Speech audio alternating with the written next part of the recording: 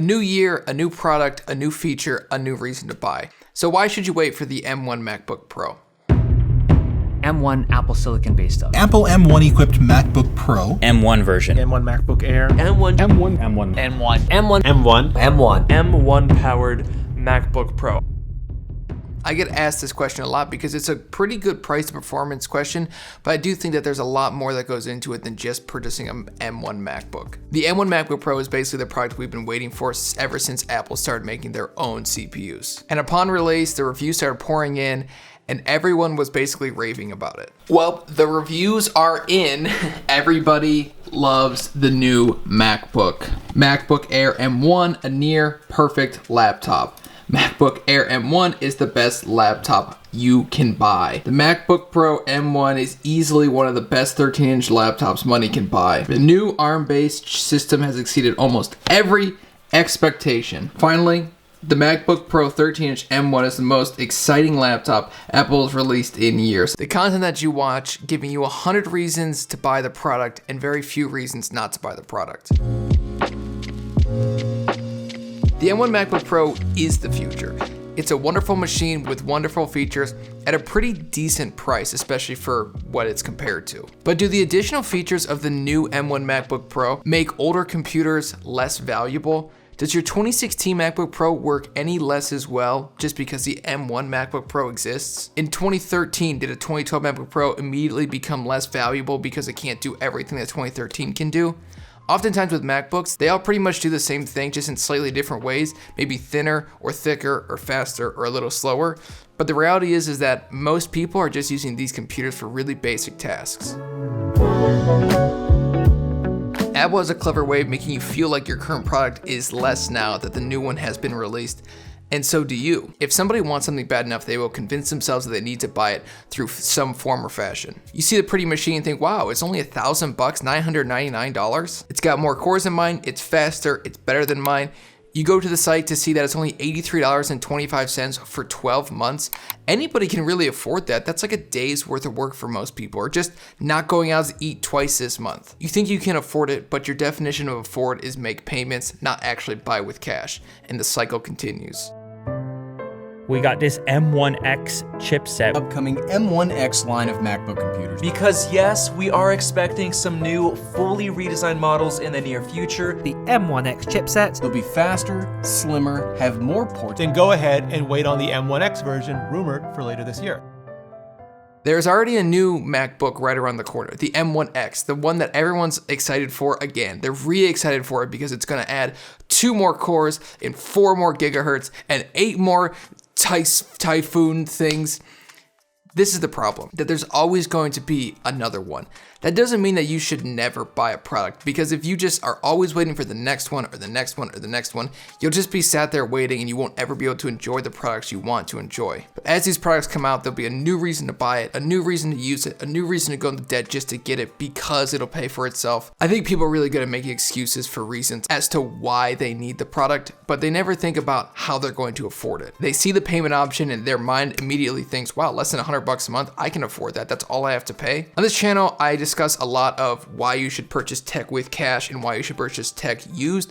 As an avid tech enthusiast, I see a lot of the tech community not really discussing these ideas because it's kind of taboo. Most people aren't purchasing these things with cash. Apple wouldn't offer an $83.25 monthly payment option if the vast majority of people weren't even clicking on that. That's how people pay for anything anymore. I think if you are doing with consumer electronics, what else aren't you willing to do it for? So I understand the desire to want more, to want better, to want faster, to want everything.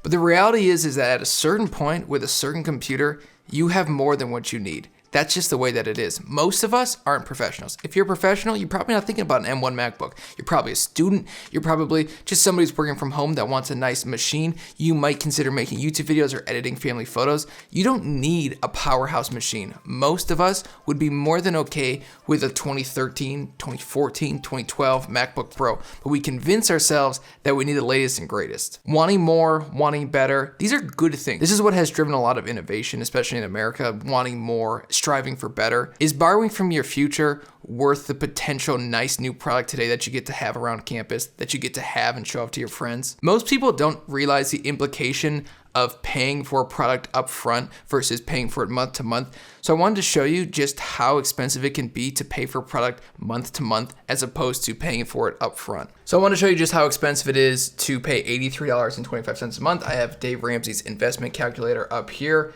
My current age, I'm going to put in at 25. The age I plan to retire is 67. Who knows? Could be a lot earlier, could be later, depending on how bad my investments do. How much do I save for retirement? We're going to go with $0. How much will we contribute monthly? We're going to do $83.25. That is just the $1,000 MacBook with M1. And we're going to put as the annual return, we're going to put 12% for the first one, but then we'll bump it down to 7%, which is probably a more realistic number to try and hit. But just, I want to show you just how crazy this all is. So if we do that over 42 years and all we did was each month invested the payments that it would cost to buy the M1 MacBook, and we just invested that with no match and no any extra additional money, at age 67, we would have $1,245,844. This is what I'm talking about. These payments, they're pulling from your future. Now, if we bump this down to 7%, it goes down to $253,389,000. So I get that that's not that much money, but when you look at it, the contributions is only $42,000, and that's $211,000 worth of growth just from investing the money that you would have put in had you not bought that M1 MacBook. That's why it's important, is because you're pulling from your future, and borrowing from your future, I promise you, is worse than getting a new M1 MacBook, because at the end of the day, that new M1 MacBook is going to be an old M1 MacBook. If you want the new product, it's really okay. I would tell you to wait 2 years and then buy it used. That's just the best way to buy products typically, is to wait a few years and then buy it used, especially computers that have significantly longer lifespans than phones. And even if you purchase it with cash today, just make sure you're investing. I think too many people aren't investing nowadays. The average 60-year-old has around $55,000 for retirement. The median balance, half have more, half have less, for the age group is $58,000 for a 65-year-old. It's pretty much nothing. I mean, $55,000 is less than the median income in America. So to have that only saved, that'll last you like a year. That'll only cover a year's worth of expenses. So that's why I'm so adamant about no payment plans on anything. Ever. Even cars. My wife and I need a car, so we're saving up cash for the car because we know that the interest that we'll pay over the length of the loan is not worth getting a $40,000 car over getting like a $15,000 to $20,000 car. So here's the reason to not buy the new M1 MacBook. Because in 6 months, it'll be the old M1 MacBook. In 2 years, it'll be the 2-year-old M1 MacBook, and the price will be about $600 or $700. The value is going to drop significantly the second you buy it. It's already worth 10 to 20% less. And especially if you're making payments on it, that means the first 2 or 3 months you're making the payments, you're not truly adding any value to it. You're just paying off the amount that you lost by purchasing it. And in 2 years, it'll be $600 and it'll do the same exact thing that it promises to do today. And in fact, it may do even more, especially as Apple continues to update into Mac OS 15, 16, 17, 18, and beyond. There is a point to upgrading. If you have a 2011 MacBook or 2012 MacBook and you just feel like it's not working for you anymore, you're worried about reliability and it's just not quite powerful enough for you, I get wanting to upgrade. And I'm not saying don't ever upgrade anything. I buy stuff for myself. I upgrade. But just make sure that when you do the upgrade, it's actually something you'll notice and not just the idea of having the newest product. Thank you for watching the video. If you liked the video and you made it to this point, I'll ask you to like and subscribe and comment for the YouTube algorithm. If not, that's okay. If you didn't like the video, let me know why. If you did like the video, I'd love to hear it. Thank you. I'll see you in the next one. Peace out.